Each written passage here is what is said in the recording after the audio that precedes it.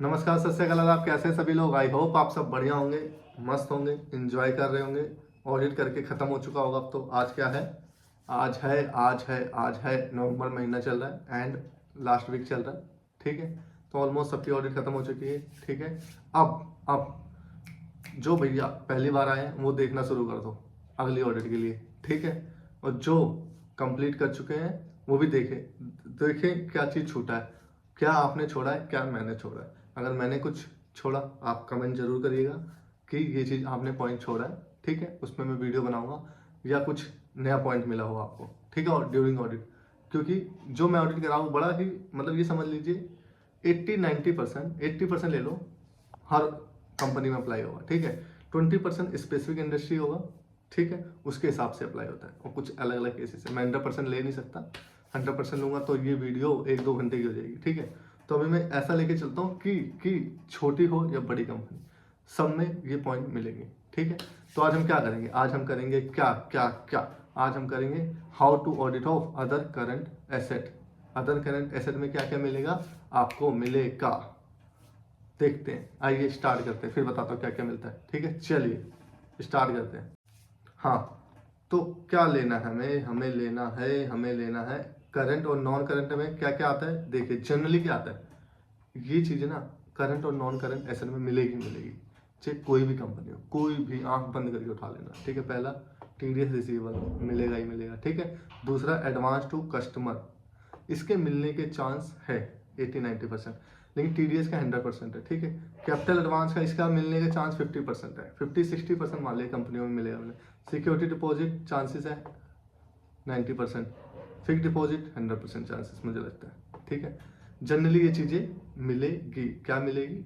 जो मैंने आपको बताया 5-6 चीज़ें जो मिलनी है। ठीक है, तो अगर आपको ये ऑडिट मिला है किसका? करंट एसेट का ऑडिट करने के लिए, तो मेरी वीडियो खोल लेना और शुरू हो जाना।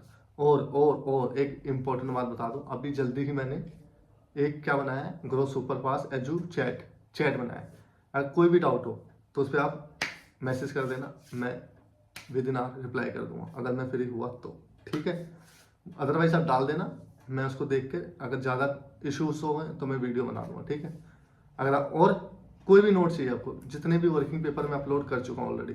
ठीक है, मैं अपलोड कर चुका हूँ जितने वर्किंग पेपर है, बैलेंस शीट, P&L और जितने भी चेकलिस्ट है जो मेरे पास थे वो मैं अपलोड कर चुका हूँ। चेकलिस्ट बाकी मेरे डिलीट हो गए थे। ठीक है, वो शायद ही मिले, वो आपको नोट डाउन करना पड़ेगा वीडियो से देख के। ठीक है, जितने मेरे पास थे मैंने सारे अपलोड कर दिए, तो आप वहाँ से देख लेना कितने मुझे मिले थे, कितने नहीं मिले थे। जो मिले मिले, नहीं तो भैया आपको वीडियो देखनी पड़ेगी और फिर आपको लिखना पड़ेगा। ठीक है, चलिए फिर सबसे पहले आते हैं क्या, नॉन करंट एसेट और करंट एसेट में सबसे पहले मिलेगा क्या, प्रीपेड एक्सपेंसेस। ये क्या होता है प्रीपेड क्या होता है? प्रीपेड यानी जैसे कि नाम ही है, मोबाइल का रिचार्ज करते हो प्रीपेड होता है। प्रीपेड मतलब पहले पैसा दो भैया, तो इसी प्रकार प्रीपेड होता है एक्सपेंस। मतलब हम पहले क्या देते हैं, पैसा पूरे साल का या 5 साल का, 2 साल का, 4 साल का पैसे देते, उसकी सर्विस हम डेली बेसिस पे या मंथली बेसिस या ईयरली बेसिस पे लेते रहते हैं। तो ऐसे कौन से खर्चे होते हैं? जनरली इंश्योरेंस, पहले पैसा दे दिया, स्टॉक का इंश्योरेंस कराया, बिल्डिंग का इंश्योरेंस कराया, सारा पैसा पूरे साल का इंश्योरेंस है, 1 करोड़ रुपए का इंश्योरेंस कराया, दे दिया। ठीक है, अब उसकी हम बेनिफिट कब तक उठाएंगे? पूरे साल तक। ठीक है, तो राइट ऑफ चलता रहेगा मंथली बेसिस या ईयरली बेसिस पे। Right, okay. तो देखिए इसमें क्या चेक करना है। अगर आपको प्रीपेड एक्सपेंस मिला ना, किसमें करंट एसेट में, तो आपको क्या करना है? देखिए आइए चेक करे opening prepaid expenses should be expense of. क्या करना है? ओपनिंग प्रीपेड एक्सपेंसेस, एक मिनट, चलिए क्या लिखा है, opening prepaid expenses should be, मतलब बैलेंस शीट में ओपनिंग भी आता है। ठीक है, जैसे आपके फाइनेंशियल्स में प्रीपेड है तो क्या होता है, जनरली अकाउंटेंट या फाइनेंस टीम जितनी भी होती है भूल जाती है ओपनिंग को रिटर्न ऑफ करना। जैसे पिछले साल का कोई ओपनिंग है 1 साल का था, वो इस साल खत्म होना था, जैसे सब सितंबर से सितंबर, पिछले 6 महीने ले चुके थे, वो 6 महीने का प्रीपेड करा था ओपनिंग। अब वो ओपनिंग 6 महीने का प्रीपेड इस साल तो खत्म हो जाएगा, सितंबर में आते आते, तो वो रिटर्न ऑफ करना भूल जाते हैं। क्योंकि जनरली अकाउंटिंग एंट्री पास करनी पड़ती है, मतलब एक जनरल जेबी पास करना पड़ता है इसको, तो जनरली भूल जाते हैं। ठीक है, अकाउंटेंट होते हैं या फाइनेंस टीम होती है वो नहीं कर पाते। तो ये ध्यान रखना, मेक श्योर कि जितने भी ओपनिंग प्रीपेड है, अनलेस अदरवाइज वो प्रीपेड 1 साल से ज़्यादा रहा हो। वो सारा रिटर्न ऑफ होना चाहिए इस फाइनेंशियल ऑडिटेड पीरियड में। मतलब जितने भी प्रीपेड है 1 साल से ऊपर है, सपोज करें पिछले साल 3 साल का इंश्योरेंस था तो 6 महीने पिछले साल, इस साल कितना 1 साल पूरा गया एक्सपेंस, प्रोपोर्शनेट एक्सपेंस 1 साल और बाकी 1.5 साल प्रीपेड खड़ा रहेगा, ठीक है। और क्या करना है, अगर इस साल का कोई, ये देखो ये क्या लिखा है, unless otherwise period excess beyond the audit period, समझा दिया मैंने, ठीक है, मतलब 3 साल वाला एग्जाम्पल, ठीक है। नेक्स्ट परफॉर्म करेंगे टेस्ट ऑफ डिटेल जो ड्यूरिंग द ईयर अगर कोई इंश्योरेंस लिया ना, इंश्योरेंस या प्रीपेड एक्सपेंस है तो उस पर आपको क्या करना है, टेस्ट ऑफ डिटेल। अब मैं दिखाता हूँ टेस्ट ऑफ डिटेल कैसे करते हैं। रेफर वर्किंग शीट, आओ जी आओ जी आओ जी, देखिए कहाँ है भाई, आजा भाई आजा आजा आजा आजा, ये देखो भैया, देखो देखो देखो। पर्टिकुलर मतलब क्या है, पर्टिकुलर नाम, ठीक है। नेचर ऑफ एक्सपेंस, ये है पर्टिकुलर। नेचर ऑफ एक्सपेंस में क्या है, पेमेंट किसको करी है, ठीक है, बता देता हूँ मैं एक बार डिटेल में। पर्टिकुलर यानी क्या हो सकता है, ये है क्या, इंश्योरेंस है। दूसरा क्या है, नेचर ऑफ एक्सपेंस, किस चीज़ का, life insurance, general insurance, stock का इंश्योरेंस है, ठीक है, लाइसेंस फीस जैसे यहाँ लिखा है। पेमेंट किसको करिए, इंश्योरेंस कंपनी का नाम आ जाएगा, कौन सा, कितनी सारी कंपनी है इंश्योरेंस की, ठीक है, एक्सिस है, पता नहीं कौन कौन से, मुझे नाम याद नहीं, देख लेना, बहुत सारी कंपनी है।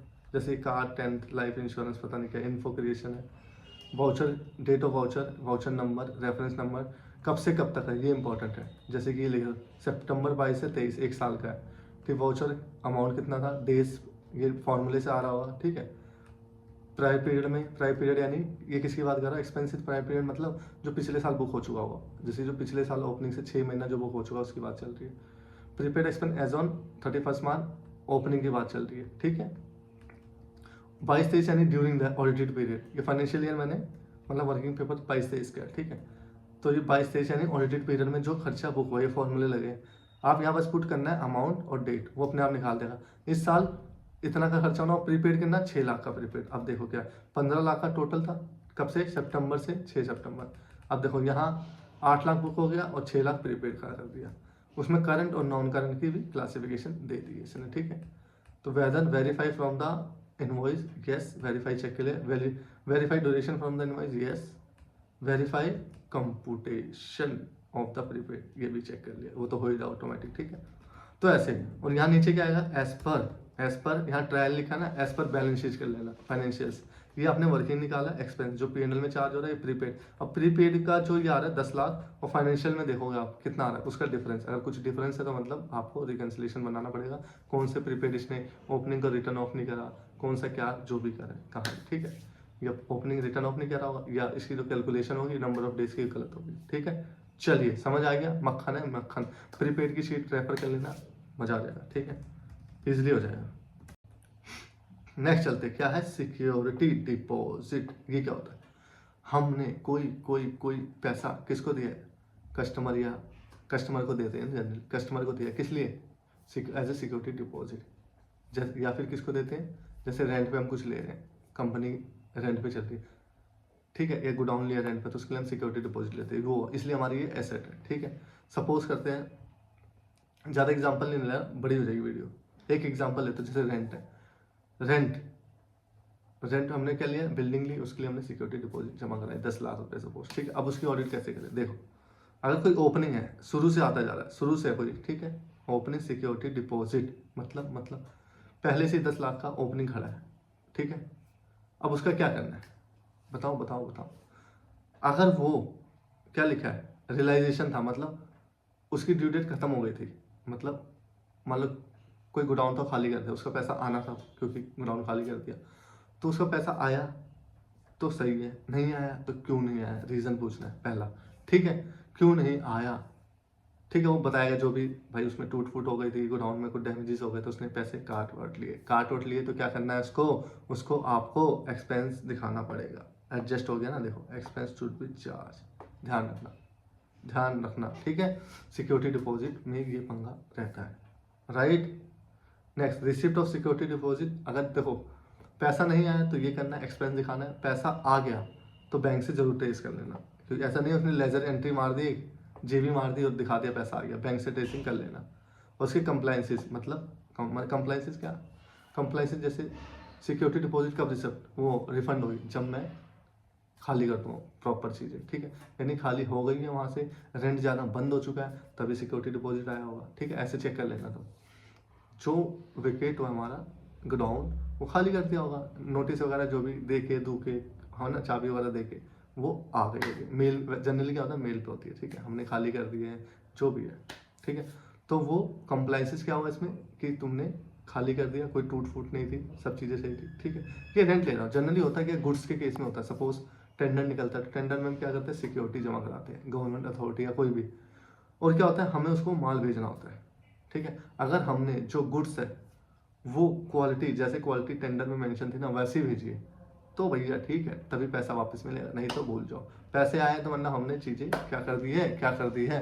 अगर पैसे आए हैं तो हमने, यानी कि जो भी टर्म एंड कंडीशन थी क्वालिटी से रिलेटेड, वो कंप्लाई कर दिए होंगे, तभी पैसे आए, ठीक है। चलिए, और क्या है, नेचर और पर्पस। क्या नेचर और पर्पस किसका आइडेंटिफाई करना, जो भी security deposit during the year दिया, उसका हमें क्या देखना, nature and purpose. A point में जो ओपनिंग था वो आया, पैसा आया या नहीं आया, नहीं आया तो वो एडजस्ट हो जाएगा, ठीक है। दूसरे पॉइंट में पैसा आ गया, बैंक से ट्रेस करो, ठीक है, उसकी कंप्लाइंसेस देखो, ठीक है। थर्ड पॉइंट है नेचर पर्पस, जो इस साल हमने किया, इस साल यानी क्या, कोई नया टेंडर आया होगा, टेंडर आया होगा तो हमने सिक्योरिटी डिपॉजिट जमा कराई होगी, उसमें कंडीशन होगा 6 महीने के अंदर सेल करना, साल के अंदर सेल करना, जो भी है उसको रेवेन्यू से एक बार मैप कर लेना, ठीक है। या फिर रेवेन्यू वाले को बोल देना, भाई एक बार बता, ये पार्टी है, इसको हमने सिक्योरिटी डिपॉजिट करी है, क्या इसको हमने कुछ माल बेचा है या नहीं बेचा, या भी पूरे 6 महीने से सिक्योरिटी डिपॉजिट पेंडिंग है, डिस्प्यूट चल रहा है, जो भी XYZ, मतलब पैसा ना आए, हो सकता है तुमने सिक्योरिटी डिपॉजिट जमा करा दिया, ठीक है, तुम्हें टेंडर मिला भी नहीं, वो पैसे भी नहीं दे रहा है, ऐसे की तैसे कराओ, ठीक है। तो ऐसे केसेस हो सकते हैं। तो उससे बोलो भैया, तो क्या कर सकते हो आप, सेल रजिस्टर में जाके या जो सेल्स हेड देख रहा है उससे बोल देना, भाई इस पार्टी का नाम बता, इसको कुछ सेल्स हुई है, अगर सेल्स हुई है तो सिक्योरिटी डिपॉजिट ठीक है, ठीक है, और नहीं हुई तो डूब गए, समझ लो, दिक्कत है, पूछना पड़ेगा, ठीक है। तो इसलिए क्या, nature and purpose. Nature and purpose मतलब क्या, क्यों दिया भाई, क्यों, एक होता है क्या भाई, जैसे गोडाउन लिया था उसके लिए दिया, नेचर। पर्पस क्या है, रेंटल इनकम, ठीक है, सॉरी रेंटल, गोडाउन रेंट के लिए। और दूसरा क्या है, जैसे कि हमने क्या करना है, रेवेन्यू के लिए। नेचर पर्पस क्या, हमने रेवेन्यू, हमने क्या कॉन्ट्रैक्ट, कुछ हमने टेंडर आया था, हमने अप्लाई किया था, उसके अगेंस्ट क्या दिए, सिक्योरिटी डिपॉजिट दी है, ठीक है। चलिए, और ageing ageing ageing ageing ageing क्या, एजिंग क्या, एजिंग मतलब जितने भी सिक्योरिटी डिपॉजिट है ना, ओपनिंग क्लोजिंग सब मिला के, समझ लो कोई सिक्योरिटी डिपॉजिट है रेंट का, पता ही नहीं होता कब खाली करना है, तो उसको हम क्या मानते हैं, जनरली जो एग्रीमेंट होता है ना, जब 5 साल का एग्रीमेंट है तो 5 साल ही मान के चलते हैं, तो क्या होगा, नॉन करेंट एसेट में चला जाएगा, ठीक है। इस तरह से होता है, ठीक है। और जैसे टेंडर है, टेंडर में हमने कोई अप्लाई सिक्योरिटी डिपॉजिट दिया है, उसके साथ कॉन्ट्रैक्ट है 5 साल का, तो भी नॉन करंट में चल जाएगा। 1 साल का है तो फिर करंट में चला जाएगा। तो उसकी प्रॉपर एजिंग बनती है, कौन सा सिक्योरिटी डिपॉजिट कब कब रियलाइज होना है, उसके हिसाब से करंट और नॉन करंट रियलाइजेशन बनता है। इसका भी वर्किंग पेपर मैं दिखा देता हूँ, क्या दिखा देता हूँ, ये देखिए, देखो भैया, देखो देखो, पार्टी का नाम मान लो XYZ लिमिटेड, नेचर क्या है, रेंट, पर्पस गोडाउन के लिए, ठीक है, सिक्योरिटी डिपॉजिट वाला गोडाउन, मैच्योरिटी डेट क्या है, मान लो 5 साल, 2030-35 जो भी हो गया, ठीक है। ये ओपनिंग में क्या था उसका अमाउंट, इस साल जो एडिशन हुआ वो, कुछ रियलाइज हुआ वो, ठीक है। क्लोजिंग में क्या है उसका कहानी, राइट, उस वो शॉर्ट टर्म है, लॉन्ग टर्म है, verify from the bank statement, okay कर लिया, वेरीफाई फ्रॉम एग्रीमेंट कर लिया, यानी टेंडर डॉक्यूमेंट या रेंट एग्रीमेंट, ठीक है। तो ये है, ओके ओके, ज़्यादा कुछ है नहीं, बहुत इजी है, इसलिए मैं थोड़ा ऊपर ऊपर से बता रहा हूँ, ठीक है। और वीडियो भी बड़ी हो जाती है, ज़्यादा डिटेल जाता हूँ। अगर समझना है, टेलीग्राम है, वहाँ पूछ लेना, ठीक है। चलो, आई होप यार बहुत इजी है, तो इसलिए मैं ज़्यादा टेक्निकल है नहीं, तो मैं इसमें, वैसे भी ये मैंने अच्छे से I think other current liability में बताया होगा, वहाँ मैंने लाइबिलिटी पॉइंट ऑफ व्यू से बताया, मतलब जो मेरे पास आया था सिक्योरिटी डिपॉजिट, सेम वही इसका अपोजिट है, ठीक है। तो मैं ज़्यादा इस पर जोर नहीं दे रहा हूँ, ठीक है। ओके, चलते हैं। एडवांस टू कस्टमर, ये कस्टमर हटा लेना, एडवांस टू वेंडर होगा। हमने क्या करा, वेंडर को एडवांस दिया, मतलब जिससे हमें रॉ मटेरियल आता है, ठीक है, PP आना है, कुछ भी आना है, जिससे आना है, माल आना है, माल आना है, माल आना है, अगर उसको हमने क्या दिया है, एडवांसेस, तो हम क्या करेंगे, अगर आपके बैलेंस शीट में एडवांस दिखा ना अदर करंट एसेट में, तो आप क्या करोगे, सबसे पहला काम क्या करोगे, उसका नेचर देखना है, क्या देखना, नेचर, किस नेचर का है, मतलब जो एडवांस दिया उसके बदले आएगा क्या, रिवेन्यू नेचर का खर्चा आने वाला है कैपिटल मतलब उसके बदले तुम्हारे पर पीपी आएगा, प्लांट मशीनरी आने वाली है, बिल्डिंग के कंस्ट्रक्शन के लिए एडवांस दिया है, या फर्नीचर फिक्सर जो भी है कैपिटल नेचर है। यहाँ क्या है दिया है, रॉ मटेरियल आएगा, ठीक है, और क्या आ सकता है, raw material, finish good, traded good, कुछ भी XYZ जो भी है। तो ये दो है, इसका ट्रीटमेंट अलग है, इसका ट्रीटमेंट अलग है। फिर अगर आइए देखते हैं क्या, और दूसरा क्या देखना, term and condition of the payment. Term and condition क्या है, मतलब टर्म एंड कंडीशन क्या है पेमेंट के, भैया तुमने एडवांस दिया है तो उसकी टर्म एंड कंडीशन क्या है। मान लो 1 करोड़ का कॉन्ट्रैक्ट है तो भैया 20% आपको एडवांस देना है, ठीक है, 20% अभी देना है, 50% जब माल आपके घर पहुंच जाएगा तब देना है, और क्वालिटी टेस्ट होने के बाद पूरा 100% देना है, ठीक है, समझ गए। ऐसा उसमें मेंशन होता है, वो लिख लेना, सिनॉप्सिस बना लेना, ठीक है। सपोज अभी अभी पेंडिंग है कैपिटल रेवेन्यू नेचर, ठीक है, अभी नीचे बता देता हूँ मैं, ठीक है, अभी आगे चलते हैं। सब्सिक्वेंट टेस्टिंग, सपोज एडवांस गया, कितने बैलेंस शीट में एडवांस दिख रहा है 1 करोड़ का, एक ही पार्टी लेते हैं इजी, XYZ लिमिटेड को 1 करोड़ रुपए का एडवांस है, ठीक है, 31 मार्च को। अब आप खड़े हो ऑडिट करने, मान लो जून जुलाई में गए, ठीक है, तो अप्रैल मई जून जुलाई 4 महीने के बीच में क्या कोई बिल आया है, जो 4 महीने हो गए एडवांस दिए, मतलब फरवरी में दिया था और ये जुलाई, 5-6 महीने हो चुके एडवांस दिए, भाई कुछ तो इनवॉइस आया, माल आया होगा तो इनवॉइस आया होगा, सर्विस आई हुई तो इनवॉइस, अगर इनवॉइस आया है तो थोड़ा सा रिस्क कम हो गया, ठीक है, एडवांस सही है। नहीं आया तो भैया क्या करें, तब भैया एक्सटर्नल कंफर्मेशन ले लेना, बिना सोचे समझे भेज देना, तो एक्सटर्नल कंफर्मेशन दे, तेरा एडवांस है नहीं है, हो सकता फेक हो, ठीक है, एडवांस खड़ा हो सकता माल आ गया हो, उसने राइट ऑफ ना करा, वो माल आ गया बट उसने आपस में नॉक ऑफ ना किया हो, राइट। तो देखो वैसे तो कंफर्मेशन लेना जरूरी होता है, अगर मटेरियल अमाउंट है तो लो, अगर टर्नओवर मान लो किसी की 5 करोड़ है, 1 करोड़ का एडवांस है, लो मटेरियल है भाई इसको लो। किसी की 100 करोड़ है, 1 करोड़ का एडवांस है, मटेरियल नहीं है, तो उसके क्या करो, सब्सिक्वेंट टेस्टिंग करो, बिल आ गया तो मत भेजो यार कंफर्मेशन, ठीक है, छोटा मोटा अमाउंट है, बिल आ गया, चीज़ें क्लियर है, मुझे कोई दिक्कत नहीं है, मतलब समझ गए, ओके, अब ज़्यादा डिटेल नहीं आ रहा, ठीक है, चल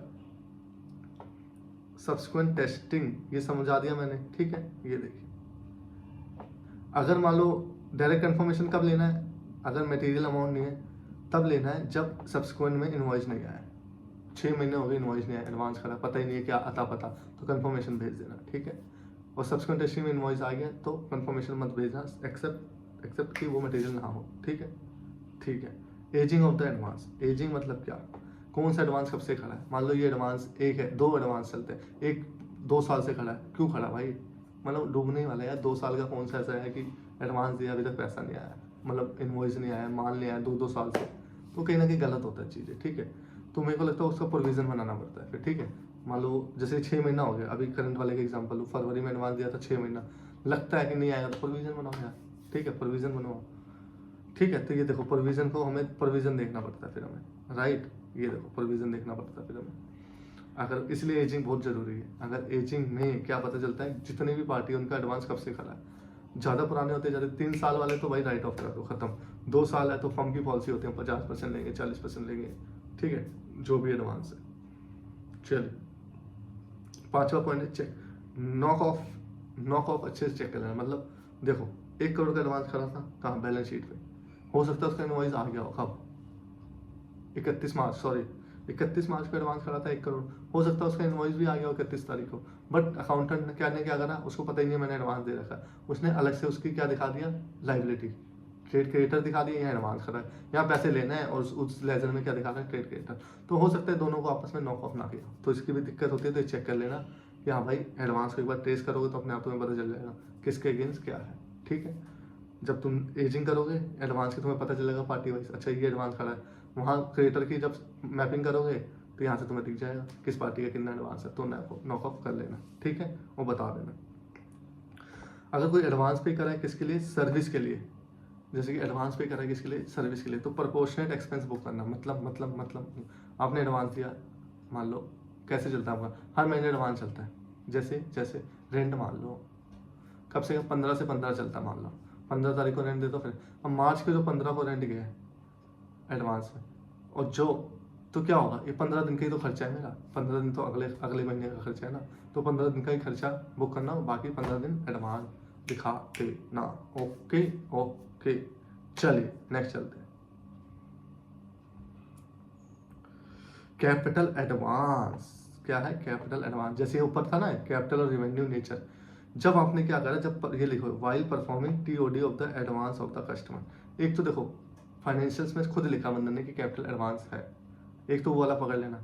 एक जो ऊपर आपने एडवांस टू वेंडर दिखाया है उसमें अगर तुम्हें कोई मिला पकड़ लेना।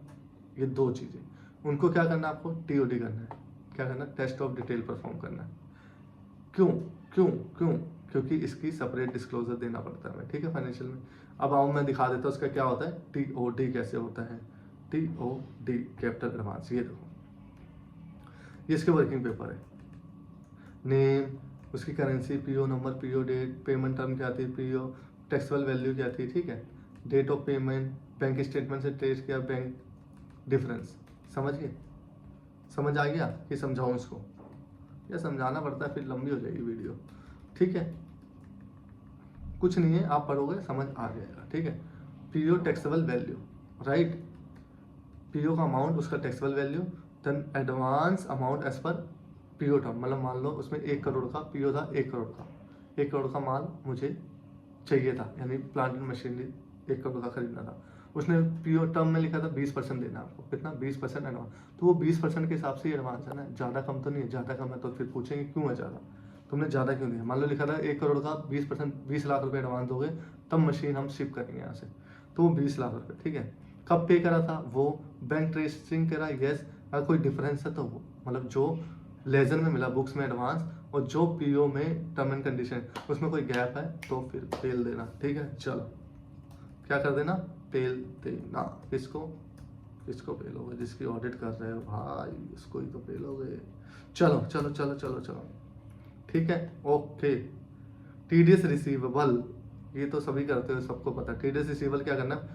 इनकम टैक्स पोर्टल पे जाना, वहाँ से 26 ईयर डाउनलोड करना। कौन सा? सबसे लेटेस्ट। मतलब कोशिश करना टीडीएस रिसीवेबल कब परफॉर्म करना है? जब ऑडिट खत्म होने वाली हो ना, ऑलमोस्ट उससे 1-2 दिन पहले बस, ताकि वो लेटेस्ट, क्योंकि क्या होता है ये सामने वाली पार्टी ना रिवाइज करती रहती है रिटर्न, तो फिर पता नहीं चलता है एग्जैक्ट अमाउंट क्या है, ठीक है। और उसको रिकनसाइल करना कैसे? बुक्स ऑफ अकाउंट के साथ। मतलब मान लो 26 ईयर्स इम्पोर्ट करा, उसमें 1 करोड़ रुपये टीडीएस लेना है, राइट।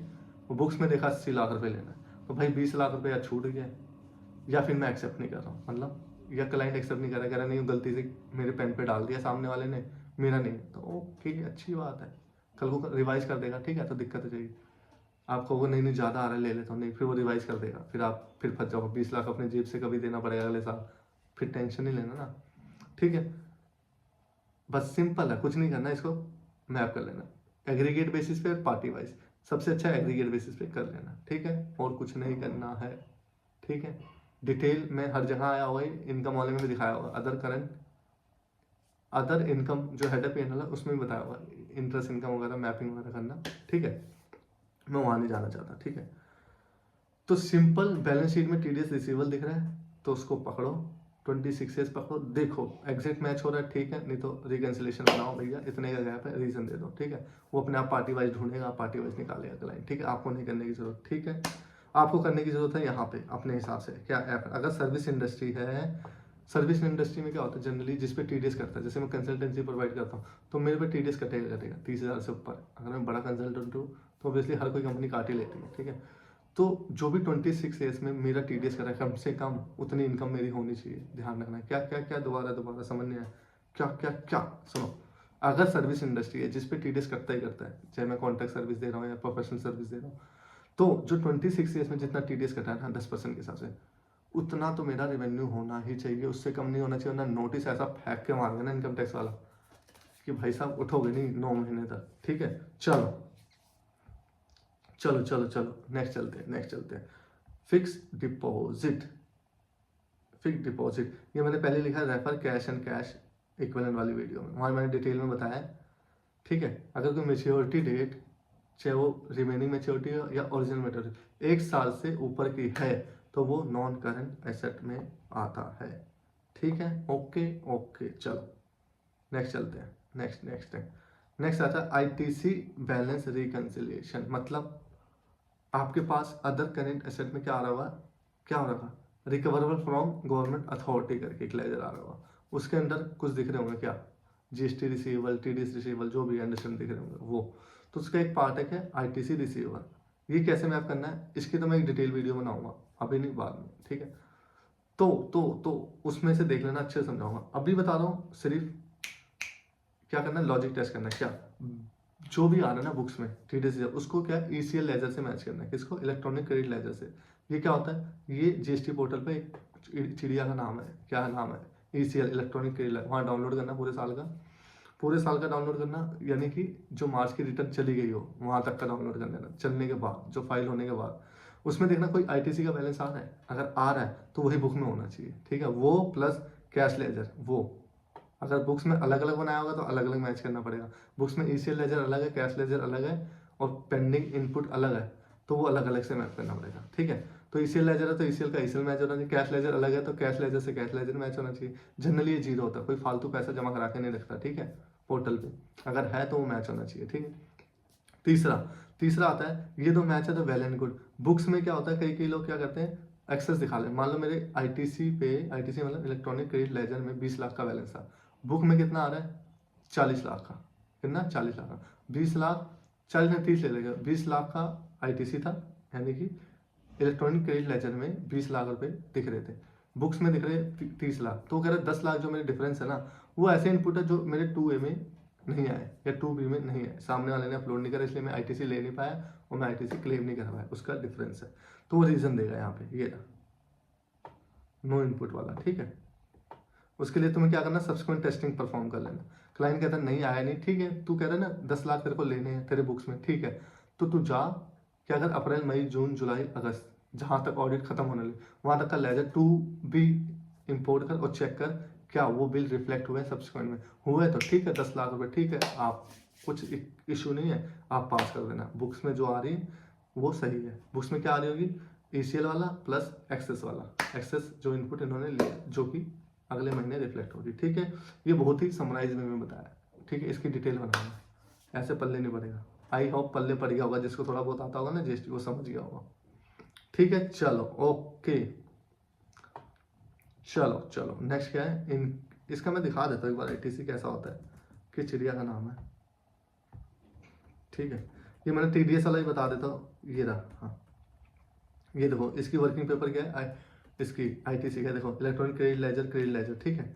ये बुक्स है एज पर बुक्स, ठीक है, एज पर बुक्स है, क्या है, एज पर बुक्स है। तो एज पर बुक कितना है, एज पर बुक कितना है, अगर एक सेकेंड यार, हाँ एज पर बुक मान लो इसने दिखाया, जो भी दिखाया इसने प्लस माइनस करके कितना है, ये है आपका 1,33,00,000, ये जो नीचे आ रहा है, ठीक है। और आपने देखा बैलेंस वो ईसीएल पोर्टल पे कितना आ रहा है, पोर्टल पे ये देखो जीएसटी पोर्टल से ईसीएल डाउनलोड, उसमें दिखा रहा है 21,000, तो 1,12,000। इसका क्या कहना है, 1,12,000 कौन से वो है, वो वाले इनपुट है जो अभी 2B में रिफ्लेक्ट नहीं हुए, और मैं लूंगा आने वाले महीने में, ठीक है। तो ये वो है, राइट, ओके।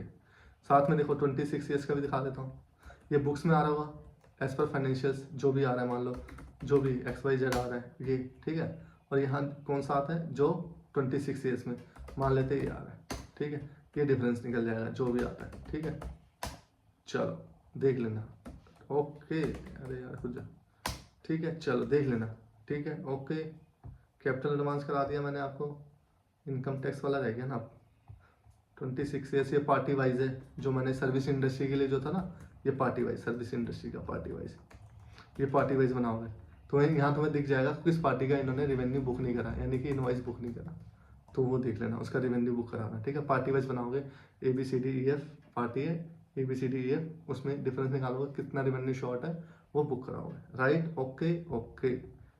चलिए नेक्स्ट चलते हैं, ये एक सेकेंड, नेक्स्ट चलते हैं, नेक्स्ट क्या है, इनकम टैक्स रिफंडेबल, इस पे भी एक डिटेल वीडियो बनाऊंगा। अभी के लिए समझो क्या करना होता है, इनकम टैक्स रिफंडेबल क्या होता है, कैसे बनता है, इनकम टैक्स रिफंडेबल कैसे चेक करोगे। सबसे पहले इनकम टैक्स कंपटीशन लगा होता है बैलेंस शीट में, वो चेक करना सही बना है, सही बना है। सपोज करो 1 करोड़ का टैक्स बनता है, ठीक है, एडवांस टैक्स कितना जमा करा रखा है इन्होंने, 1,20,00,000, तो 20 लाख क्या हो गया, इनकम टैक्स रिफंड, सिंपल, ऐसे देख लेना। तो एडवांस जो टैक्स पे करेगा उसके चलान लेना ना, ठीक है, कंपटीशन चेक कर चुके वो सही है, यानी 20 लाख का इनकम टैक्स रिफंड बन रहा है, ठीक है। देखो एडवांस चेक का आपने कर लिया, चलान ले लिया, ठीक है। और कोई पुराना अगर इसी लेजर में मान लो इस साल के अलावा पिछले साल का भी है, तो उसके लिए क्या लेना है, इंटीमेशन ऑर्डर। इंटीमेशन ऑर्डर में आता है कि तुम्हारा कोई एडवांस इसने दिखा रखा मुझे लेना है, बट क्या करा उसने, इंटीमेशन ऑर्डर आया, उसने क्या एडजस्ट कर लिया। क्यों, कोई उससे बहुत पुराना आउटस्टैंडिंग खड़ा था, उसने एडजस्ट कर दिया। तो आप भी खत्म करो ना भाई। हाँ, क्यों खड़ा कर रखा है आपने बैलेंस यहाँ पे, राइट। नहीं समझ आएगा, नहीं आया, मुझे पता नहीं आएगा। इतना यार, इतना आसान थोड़ी ऑडिट, ऑडिट में तेल निकल जाता है, तेल। तुम सोच रहे हो ऑडिट ऐसे हुआ, ये चारों दिमाग चलाने पड़ते हैं, चार नहीं है, एक ही दिमाग है, लेकिन चार तरह से चलाने पड़ेंगे, इधर से भी, इधर से भी, इधर से भी, इधर से, ठीक है। तो ये है ऑडिट, ठीक है। इसलिए कह रहा हूँ डिटेल वीडियो। मुझे पता है भैया, मुझे पता है कहाँ चीज़ समझनी, मैं भी आपकी तरह था कभी, तो अब मुझे पता है कहाँ कहाँ इश्यू आती है, तो शायद मैं अच्छे से एड्रेस कर पाऊंगा, ठीक है। और उसका प्रॉपर एडजस्टमेंट करा है या नहीं करा हुआ, लाइक, ठीक है। मैं दिखा देता, एक मिनट रुको यार। इनकम टैक्स देखो, ये रहा एडवांस टैक्स का चालान, ये सब बनाते हैं हम, ठीक है। इसके वर्किंग पेपर ये है। और ये देखो, मान लो कोई असेसमेंट ईयर 6-7 का, ये कह रहा लेना है, अभी तक इंटीमेशन नहीं आया, या आया था, केस चल रहा है। क्यों, क्योंकि इन्होंने एडजस्ट कर लिया होगा इससे पहले में, जो भी कहानी थी। फिर देखो advance tax net of provision, यानी कि 20 लाख की बात कर रहा हूँ, ठीक है। Advance tax 1/20, net of provision मतलब 1 करोड़, 1/20 लाख। यहाँ TDS वाला भी आ जाता है, वो टोटल आ जाता है। TDS आप वेरीफाई कर ही चुके हो, ठीक है। और चलते हैं कहाँ, ये देखो, ये हमारी लीड शीट होती है, इसको बोलते हैं लीड शीट, यानी कि क्या, एक झलक में सब पावे। क्या पावे, एक झलक में सब पावे। तो ये है। तो इस लीड शीट में देखो क्या होता है, सिक्योरिटी डिपॉजिट जो गवर्नमेंट के पास है एज पर फाइनेंशियल, एज पर वर्किंग, जो वर्किंग लगाई है ना, ये लीड सिक्योरिटी डिपॉजिट की वर्किंग थी, ये इससे लिंक होगा, ठीक है। ओके, ये बैलेंस विद अथॉरिटी, यानी कि TDS वाला, TDS और कौन सा GST वाला, वो लिंक कर देना, ठीक है। यहाँ पे अपनी वर्किंग इनकम टैक्स रिफंड है शीट, कैपिटल एडवांस की TOD करी हुई है, उससे लिंक कर देना, ठीक है। TOD प्रीपेड में आपको कर ही रखा है, उससे लिंक कर देना, ठीक है। चलो, हो गई बड़ी वीडियो, आधे घंटे निकल गया, मैं क्या करूँ, पता ही नहीं चलता आधा घंटा कैसे। आई होप आपको समझ आया होगा, और आया ही होगा, और आना भी चाहिए। नहीं आएगा तो भैया कहाँ जाना है आपको, तो आपको जाना है टेलीग्राम पे, करो सुपर फास्ट अचू पे, और क्या करना है, टाइप, और पूछना है क्या, क्वेरीज, ठीक है। चलिए, होप आपको मज़ा आया होगा और आएगा, ठीक है। चलिए, ओके, बाय बाय।